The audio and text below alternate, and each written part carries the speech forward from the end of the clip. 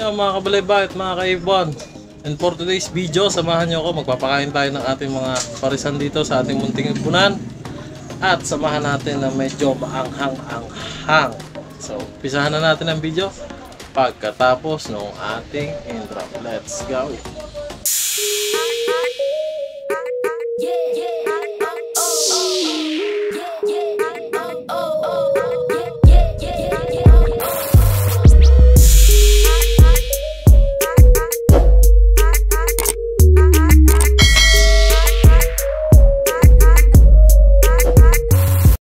Yon, good day sa inyo mga kabalaybay, mga kaibon. At nandito po tayo sa ating munting ibunan ngayon. Ay magpapakain tayo ng ating mga ibon.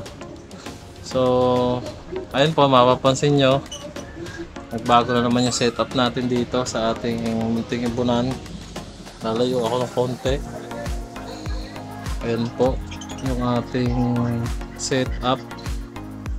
Kaya po nagkaganyan yung setup natin ay gawa ng nagwi-window shopping yung mga kapitbahay natin pusa dito sa ating ibunan at dinudukot yung ating mga ibon, no? Nauubos na yung mga balahibo nila. So yun nga mga kabalaybay, mga kaibon, for today's video ay ating pag-uusapan at ituturo ko po sa inyo o ipapakita ko sa inyo kung paano ako magpakain ng aking mga ibon dito. So ito, kanina napakain ko na itong mga nasa plate cage natin. Ito na lang ang ating papakainin. So nagbigay na rin ako ng Bitmin Pro. Ayan po yan, nasa tubig. Mamaya alisin din natin yan. Makalipas ang ilang oras, 4 hours to 6 hours po yung gap natin dyan. At ito na nga po yung ating gagamitin, ano? Yung ating sili. Yan, sasama po natin sa pakain. Kasama din na itong ating accessor pellet, tapos yung ating pakain. So ang una po natin gagawin ay magtatakal tayo dito ng pakain. So ayusin ko lang po itong kakating camera mga kabalaybay para maganda-ganda ang puka, no? So ito po mga kabalaybay, magbibigay tayo dito. Ito yung ating pakainan. Successor pellet natin. Ayan. Successor pellet, pakain natin.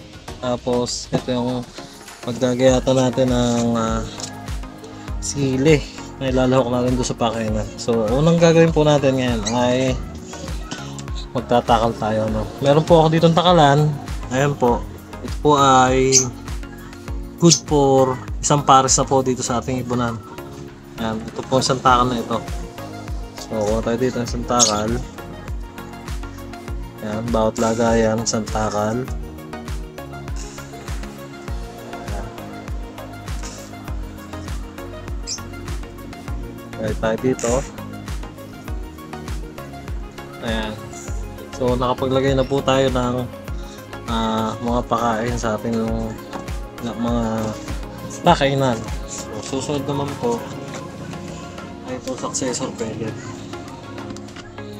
So ang pagbibigay po nito, inuulit ko 5 to 10 pieces successor pellet.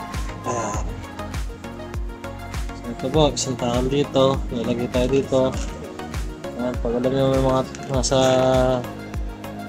10 pieces na to, 5 pieces ay pwede na po yan.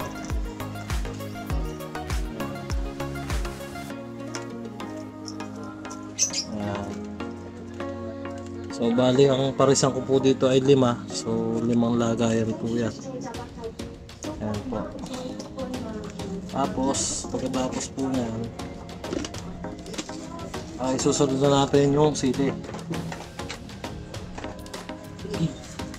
So ang pagbibigay naman po ng sili ay isang perasong sili sa akin ay good for isang parisan.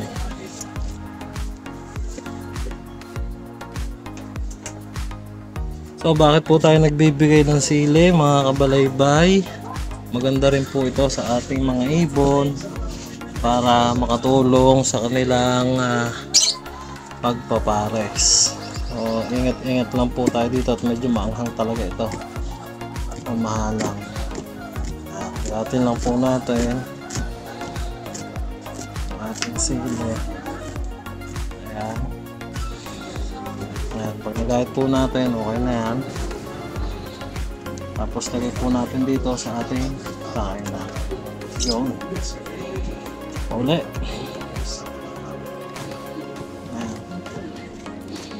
So mga nagtatanong po doon sa mga newbie na katulad ko, kung okay lang ba sa mga ibon yung sili, okay na okay po ito mga kaibon, kasi nakakatulong ito sa pag-boost din ng pagpapares ng ating ibon o pagbibreed nila.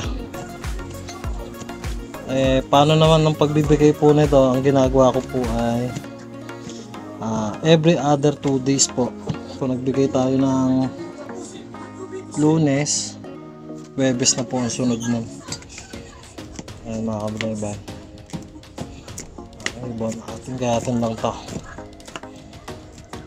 Gayatin lang natin pinang-pinang.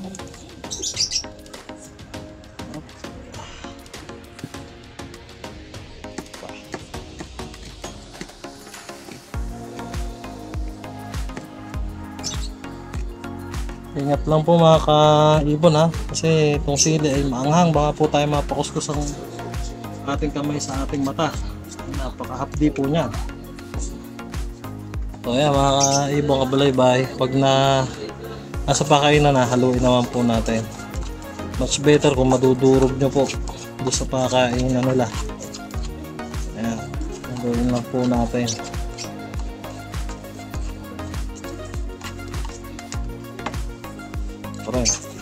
Talaga nakakamoy ko yung aroma ng sili.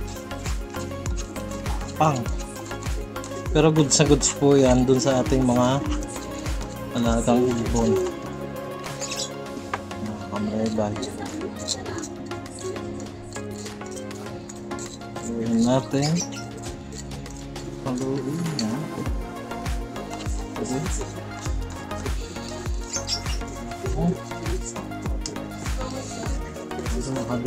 Kung matitiris nyo, ay tirisin nyo pa. Mas maganda po yun. Para kumapit din doon sa mga tutukay nyo lang patuka. So nakikita nyo, ang kasama nito yung ating successor pellet at yung patuka. Okay na mga kabalaybay. Nakikita nyo na, okay na yung ating nagawang portion ng pagpapakain. And then ibibigay naman natin yan sa ating mga ibon. Nahin natin dito sa baba. Ayusin natin ang camera.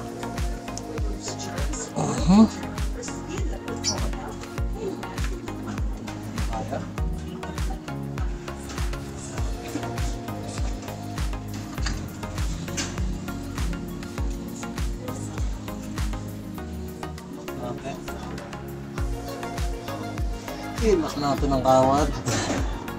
At kawad lang ako din sa aking brand mga kabalaybay. Sunod naman po natin ay yung sa taas.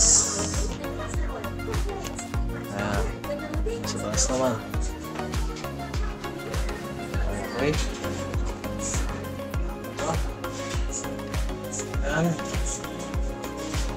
Taas na yun. Tapos yung sa pinakataas natin parisan. Okay. Natin. Sabihin natin ito.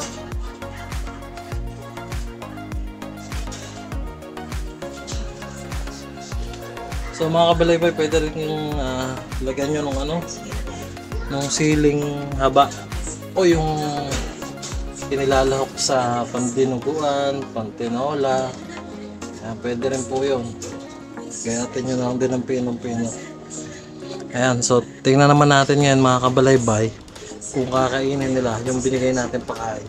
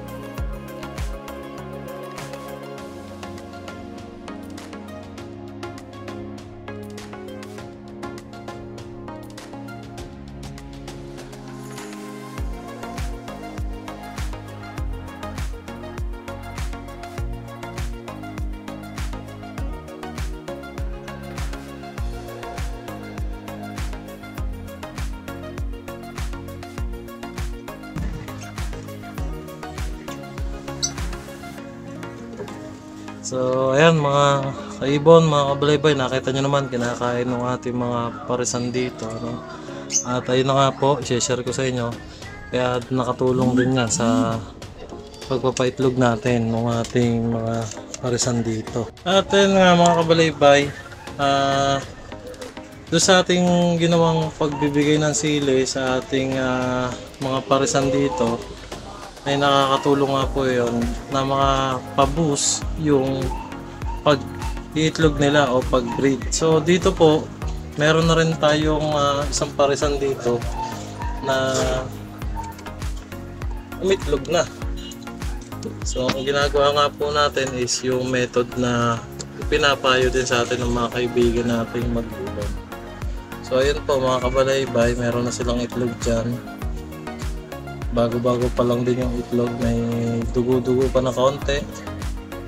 So ayan, kaya sana ay pagtuloy-tuloy ano po. Diyan po sa parasang yan po yung umitlog mga kabalaybay. So magulang po yan itong ating isang ibon na ito. Ayan, ayan po yung anak nila. So ito pa second clutch na sa atin. Itong itlog nito sana ay madagdagan pa. At yung ating back-to-back mob ay naglilimbing na rin po. So yan mga kabalaybay, sana po ay meron na uli ako na i-share sa inyo na tips, idea sa pag-iibon, no?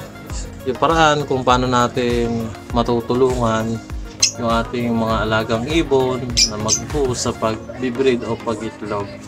Mga kabalaybay, so dito ko na lang po tinatapos yung ating vlog for today. Don't forget to like, share, and subscribe. Miss Tisong Mangyan. Peace.